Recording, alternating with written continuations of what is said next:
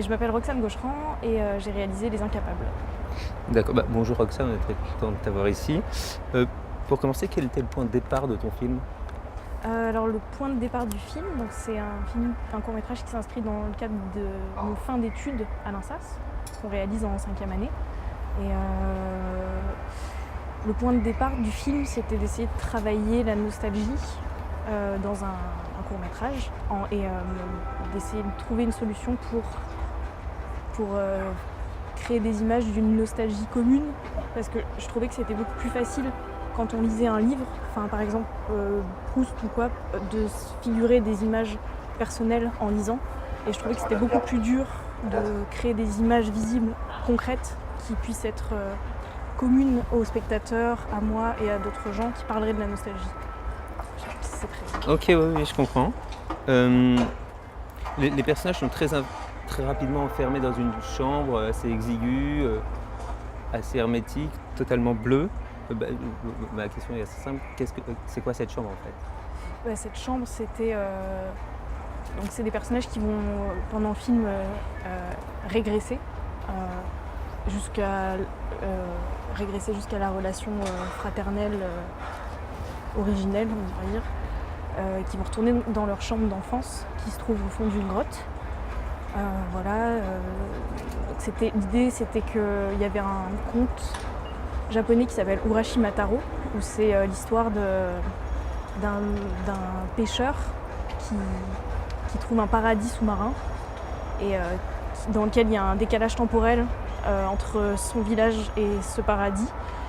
Et en fait, quand il retourne dans son village, finalement, il s'est passé plus de 100 ans et tout son village a été détruit, tous ses proches sont morts. Et c'était l'idée de déplacer un paradis physique en un paradis temporel. Enfin, si on remontait le temps plutôt que remonter un lieu. Pardon, c'est pas très clair. Si. Bref, voilà. Tu développes un univers très, très symbolique, très pictural. Ce côté symbolique, avec régressif, est-ce qu'il est réfléchi comme ça Oui, alors en fait, c'était toujours dans cette idée de chercher à laisser de la place au spectateur au maximum. Donc l'une des idées que j'ai voulu essayer, c'était d'épurer au maximum, de réduire les décors, les personnages et les objets à quelque chose de schématique, pour que ce soit plus l'idée d'une chambre plutôt qu'une chambre même.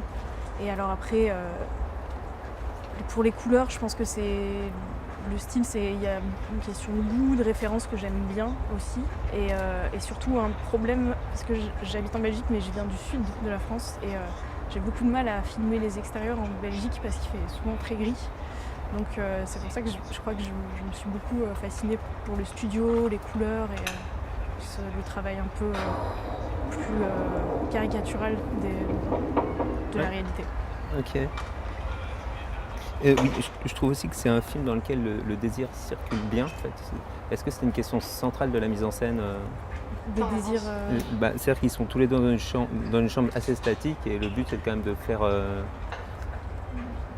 faire vivre l'attirance qu'ils ont l'un pour l'autre. Oui, c'était en fait le but, c'est toujours dans cette histoire de régression, de pousser tellement la régression que tu en viens à désirer ton propre frère et ta propre sœur. Et puis il y avait aussi des références à Cocteau, Les Enfants Terribles, qui est un bouquin que j'adore et qui travaille toujours cette ambiguïté très forte qui existe en plus, je trouve, dans les fratries souvent, et qui symbolisait pour moi l'ultime régression en fait, ce désir sexuel pour ton propre frère ou ton frère. Ok. Une dernière question, est-ce que vous avez d'autres projets en cours? Ouais, en ce moment, je prépare un court-métrage documentaire fiction que je réaliserai avec Marine Dricot, qui est une réalisatrice belge. Et, dans le sud de la France, a priori, voilà, sur des papillons. Voilà. Sur quoi? Sur des papillons. D'accord, très bien. Ouais. Ok, voilà. Voilà, merci.